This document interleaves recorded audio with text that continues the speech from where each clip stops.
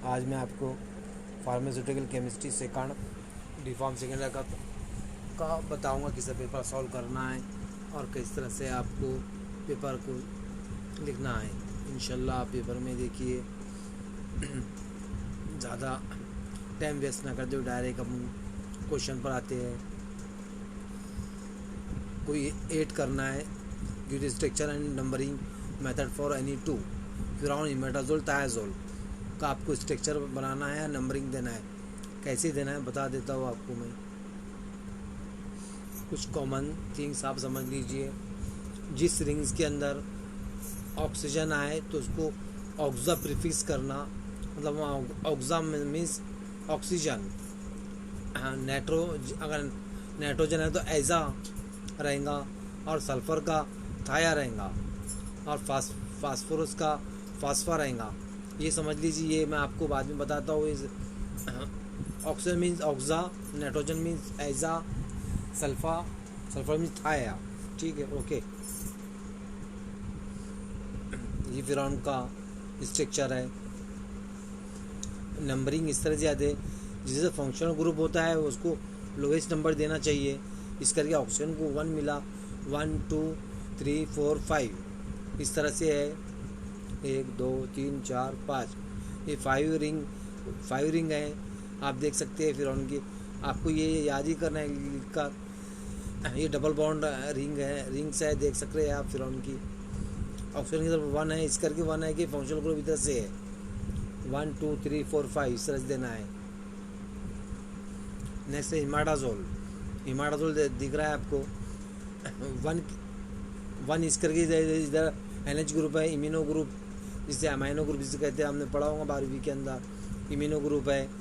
1 2 3 4 5 1 देखो दिख रहा है आपको, 1 2 3 4 5। ये 5 रिंग है। इमाडाजोल को 1,3 डायाजोल भी कहते हैं। 1,3 डायाजोल देखिए 1 ये 3 ये आइजो, मैंने बताया था आइजो नाइट्रोजन को, ये आइजो। ओल मीन्स 5 रिंग्स। ओल का मतलब होता है 5 रिंग्स, OLE। ओके, थायाजोल आप समझ लीजिए। नेक्स्ट आता है define following term. Ni2 diuretic, anti neoplastic, anticoagulant. Diuretic definitions. Drugs promoting urine output are known as diuretics. Drugs जो ड्रग्स प्रमोट यूरिन को आउटपुट को बढ़ाते हैं वो ड्रग्स को डायरेटिक्स कहते हैं। जो ऐसी ड्रग्स जो यूरिन के आउटपुट को बढ़ाते हैं उनको डायरेटिक्स कहते हैं। ये तो समझ में आ गया होगा। They act directly on the kidney, ये डायरेक्ट किडनी पर असर करते हैं। They are drug primarily increase the excretion of water and ions, sodium chloride, bicarbonate from the body. ये जो ड्रग्स है ये इंक्रीज करते हैं एक्सक्रीशन मतलब कि बॉडी से ऑफ वाटर का एक्सक्रीशन, यानी वो उर्दू पता है निकालना, इकराश जो उर्दू में वर्ड है। And ions, sodium chloride, bicarbonate from the body से ये एक्सक्रीशन कर देते हैं। ये ड्रग्स को डायरेटिक कहते हैं।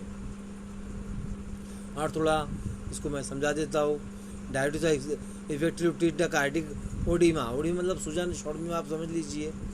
कार्डिक ओडिमा के लिए accumulation of fluid in the extra vascular tissue के अंदर जो फ्लूइड जमा हो जाता है तो ओडिमा होता है, मतलब सूजन को आप समझ लीजिए। Specially one associated with the congestive heart failure के लिए भी मतलब कि यूज़ करते हैं। It is also apply in the treatment of various disorder like nephrotic syndrome.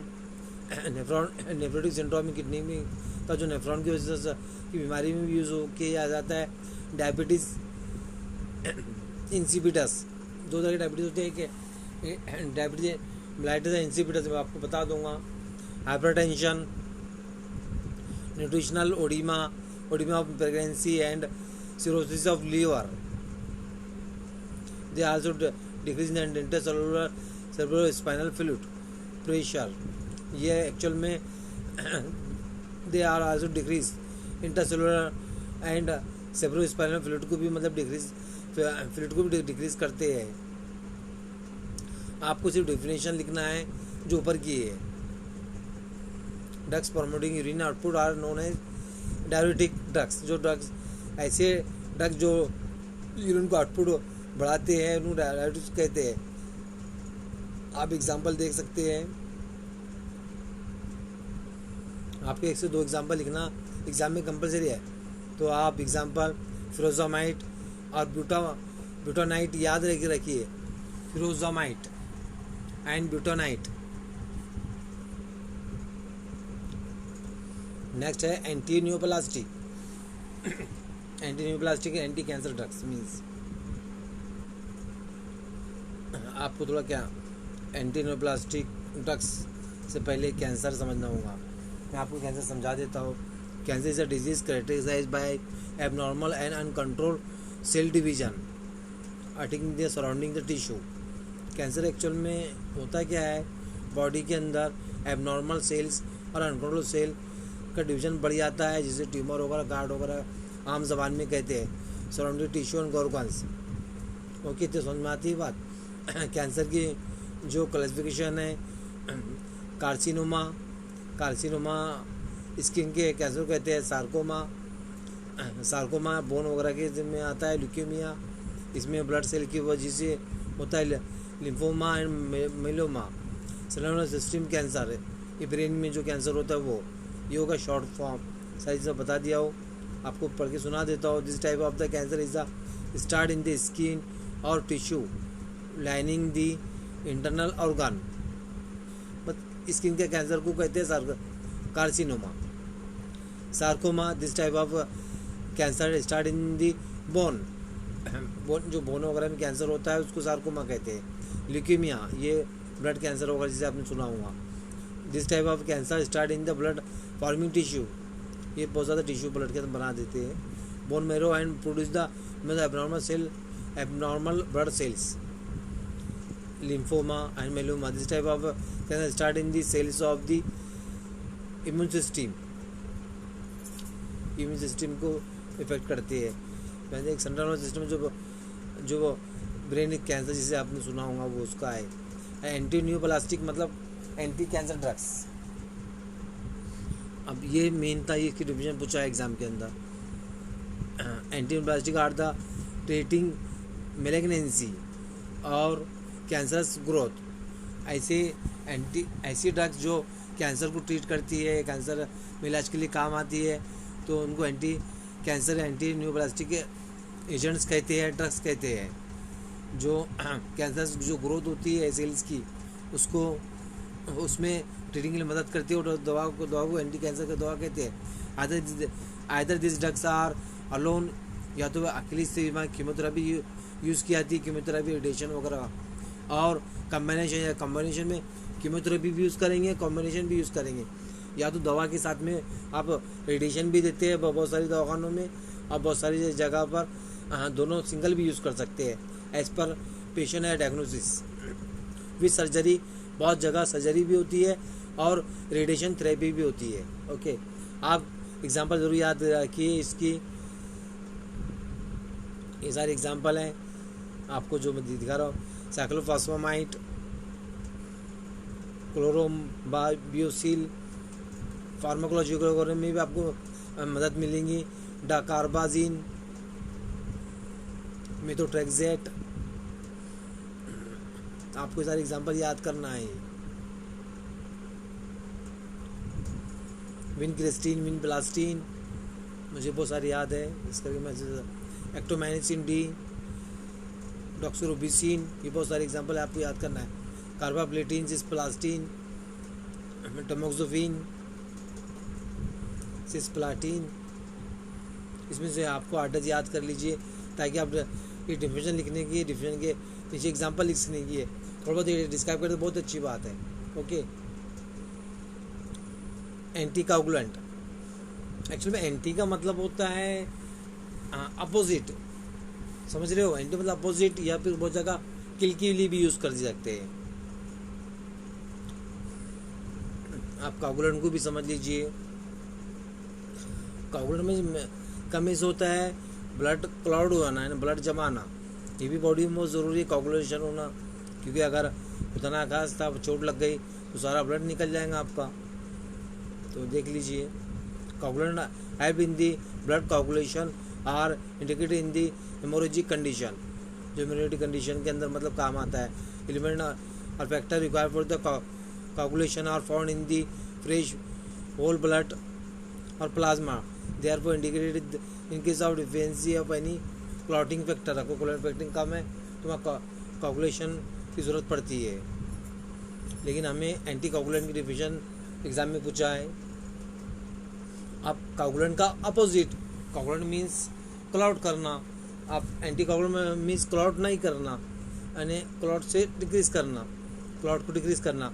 Anti coagulant decrease the coagulation ability of the blood, जाहिर सी बात है कोगुलेशन मीन्स क्लॉट करना, एबिलिटी ऑफ ब्लड, यानी एंटी कोगुलेंट मीन्स डिक्रीज करता है coagulation यानी clotting के लिए, यानी उसकी हद कम करता है।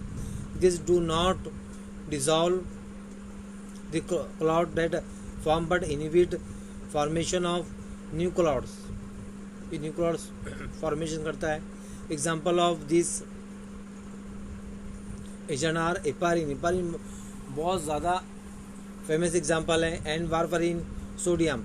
Heparin is given intravenous to patient at risk of thrombus formation and warfarin is administered orally. Heparin injectable देते हैं और वारफरिन ओरल देते हैं, यही बात दिखाई गई। जब कुंदे थ्रोम्बोस जो हो जाता है बॉडी के अंदर क्लॉट होना शुरू होता है तो हेपारिन देते हैं। ठीक है, इस क्लासिफिकेशन भी देख लीजिए। वैसे एग्जांपल आपको पता था, हेपारिन एग्जाम में 2 बार पूछी हुई है, और थ्रोम्बिन भी बहुत ज़्यादा इंपॉर्टेंट है, और मिनोडाइन भी ज़्यादा इंपॉर्टेंट है, वारफरिन सोडियम भी इंपॉर्टेंट है। ये एंटी कोगुलेंट है। हेपारिन एग्जाम में अभी 2 बार पूछी हुई है। मिनोडाइन भी पूछा हुआ है, 2 क्वेश्चन एक ही पेपर में पूछे हुए हैं, आप देख लीजिए। थ्रोम्बिन भी पूछा हुआ है। इंशाल्लाह आपको पता है एंटी कोगुलेंट समझ में आ गया होगा आपके, देख लीजिए। यूथ स्टेबिलिटी स्टोरेज ऑफ एनिटो, इसमें लिखा हुआ है स्टेबिलिटी लिखना है और स्टोरेज कंडीशन लिखना है। देखो हेपारिन थ्रोम्बिन दिख रहा है आपको, इंसुलिन भी आपको बता दिया हो मैंने, ये कंडीशन लिखना है आपको, stability and storage of the condition. Heparin is hygroscopic in nature and remain stable at pH 7 for minimum 7 years. It should be stored in a sealed container at temperature not above 25. After opening the container, it can be stored up 28 days at 25 C. इस पर लिखना है आपको, देख लीजिए। ये condition पूरी as it is याद कर लेना है, लिख लेना है, इसमें कुछ समझाने की कोई बात नहीं है। इसको एग्रोस्कोपिक नेचर है, पीएच इसकी तिथि है, और it should be store in seal container में रखते हैं, टेम्परेचर नॉट अबव 25, ज़्यादा नहीं होना चाहिए।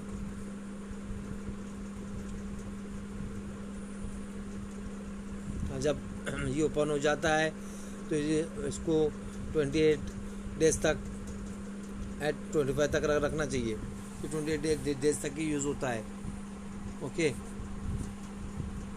थ्रोम्बिन की भी कंडीशन यही है, बस थोड़ी सी 19-20 होती है। Thrombin get affected by air से अफेक्टेड होता है, oxygen, heat, light, that should be store in a nitrogen fill glass container which are seal to protect from microbes and moisture. इसे should be store in nitrogen fill गिलास के अंदर store किया जाता है ताकि इससे माइक्रोब वगैरह मॉइस्चर बच सके। दी कंटेनर में contain suitable bactericide are kept away from light at temperature between 2 से टेम्परेचर तक रखना चाहिए। ठीक है,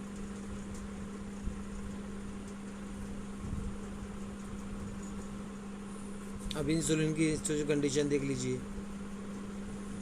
insulin decompose in the presence of heat, ये हीट में डिकम्पोज हो जाता है, यानी मतलब कि डिकम्पोज यानी ख़राब हो जाता है शॉर्ट में बात। Presence of heat and light this should be store in light resistant container at room temperature. Temperature देख लीजिए, टेम्परेचर 15 to 25 और dark place lower the temperature.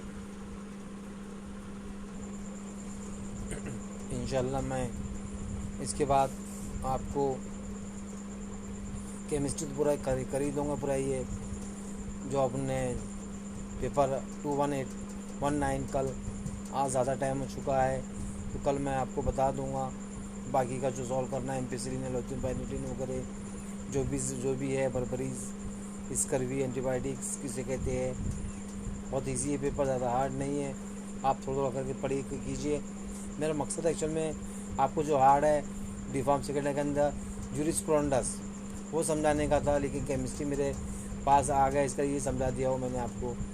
Jurisprudence आप कमेंट में बॉक्स में लिखिए कौन सा पेपर समझा सकूँ, ताकि आपको इजीली समझ में आ जाए। मैं समझता हूँ जूरिस्प्रूडेंस आपको सबको हार्ड आ जाता है, आपको लॉ समझाने में बड़ा आसानी समझा दूंगा, जो आपको इजीली मार्क्स आप ले सके। आप थोड़ी थोड़ी पढ़ाई करती रहिए और ज़्यादा करके कोशिश कीजिए कि ऑफलाइन के हिसाब से पढ़िए आप। ओके,